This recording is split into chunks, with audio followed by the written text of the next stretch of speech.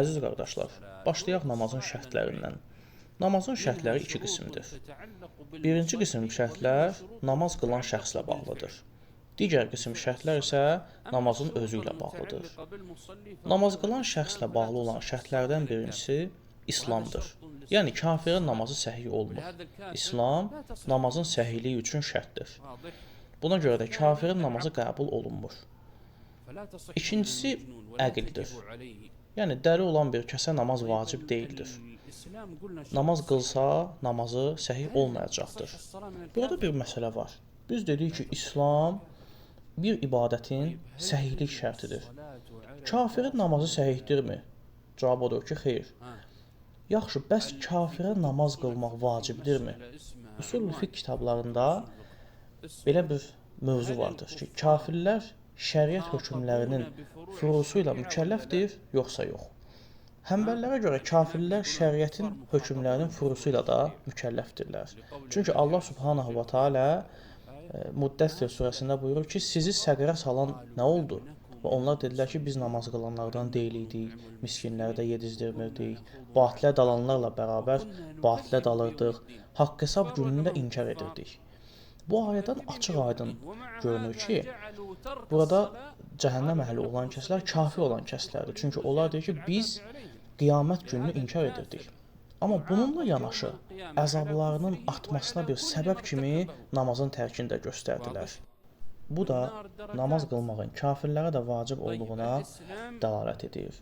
Ona görə də qiyamət günü kafir həm küfrünə görə, həm də tərk etdiyi bütün vacib əməllərə görə cəzalandırılacaqdır.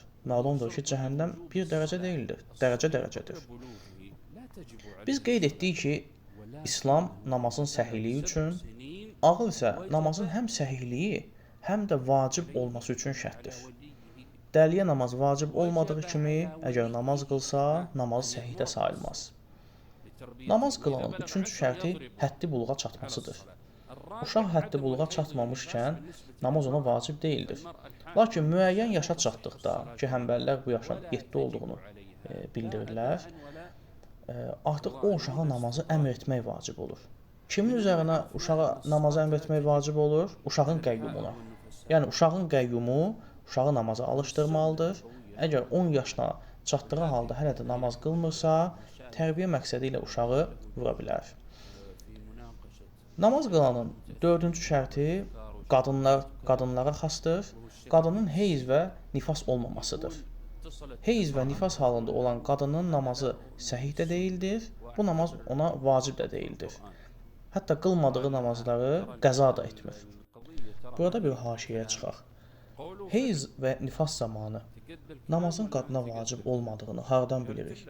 Quran-ı Kərimdə buna dəlalət edən konkret bir ayət yoxdur. Biz bu hökmü sünnətdən bilirik.